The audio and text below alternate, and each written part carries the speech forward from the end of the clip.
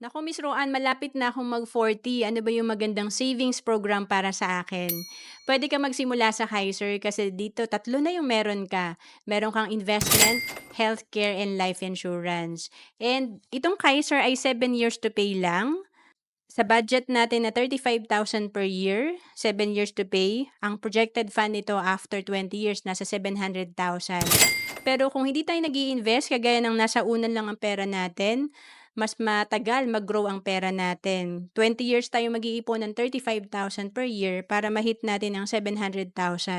Pero sa Kaiser, 7 years ka lang maghuhulog. And ang projected fund nito nasa 700,000.